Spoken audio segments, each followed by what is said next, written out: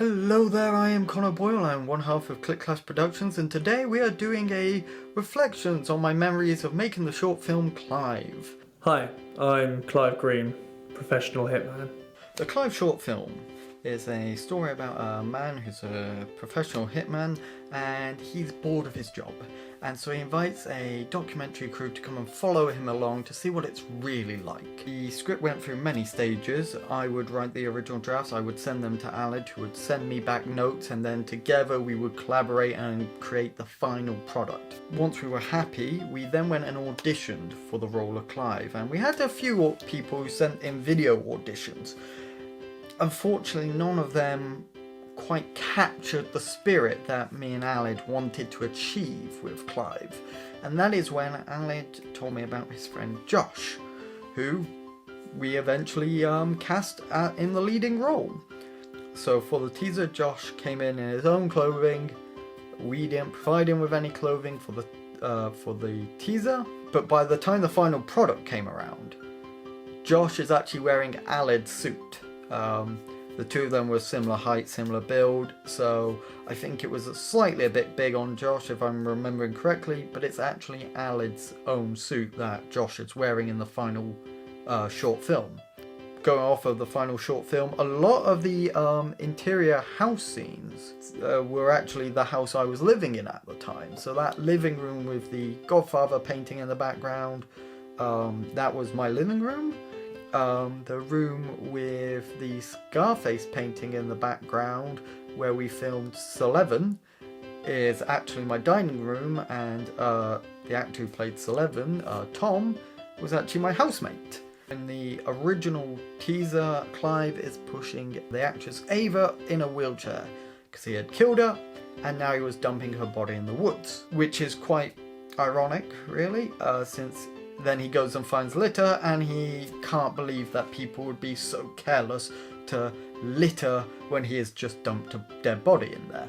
We almost had to recast Clive. Me and Aled were actually in the basement the night before filming, sticking up just plastic bags on the walls, on the floor, to try and help soundproof it because the sound was just horrible in there to begin with. So we were soundproofing it a bit to make it less echoey.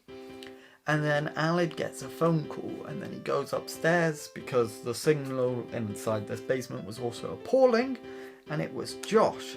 And Josh said that he couldn't do it. And this was the day before filming. Aled rings Josh back up.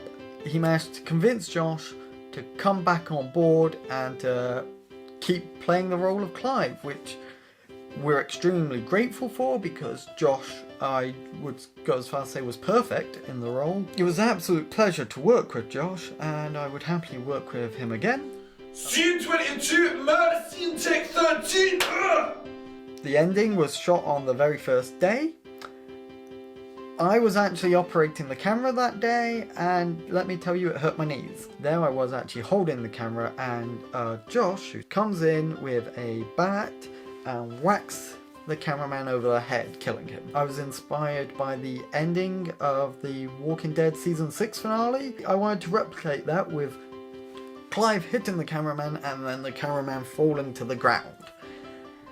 And basically, here we were in a basement, no padding on the floor, nothing to break my fall, really.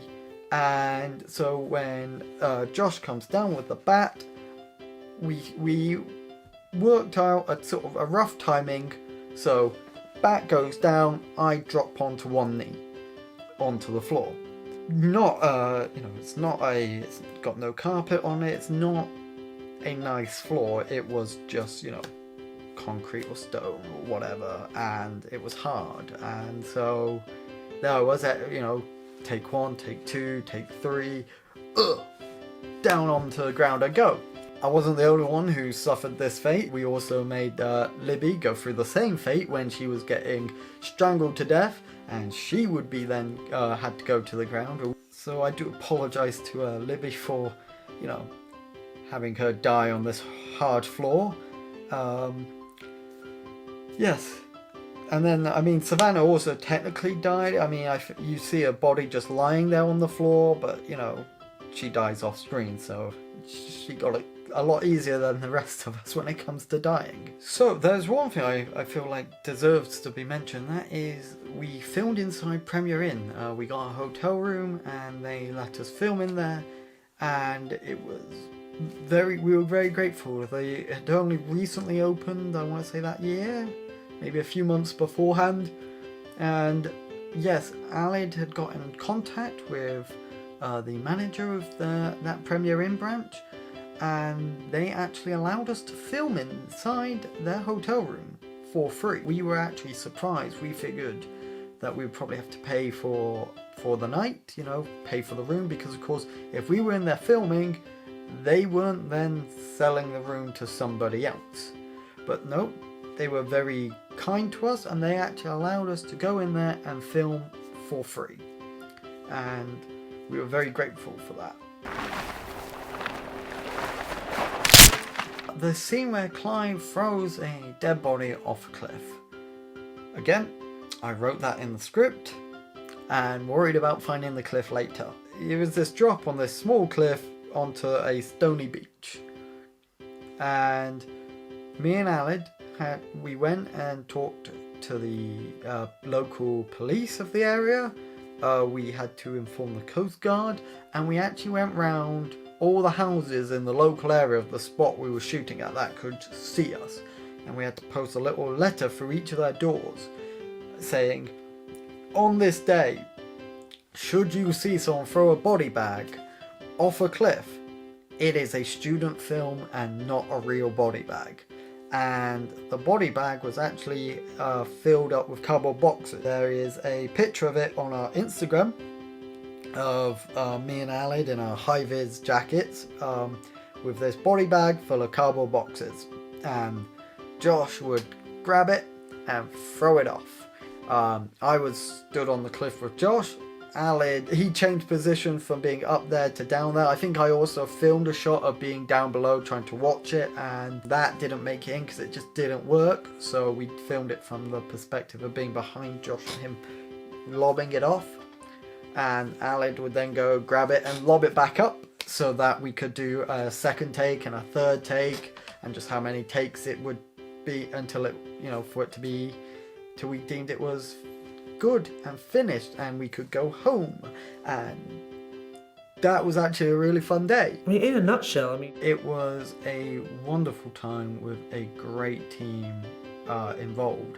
Everyone was so kind and so caring to give up the time. Nobody got paid, so everyone's just doing it for free because a friend asked them to.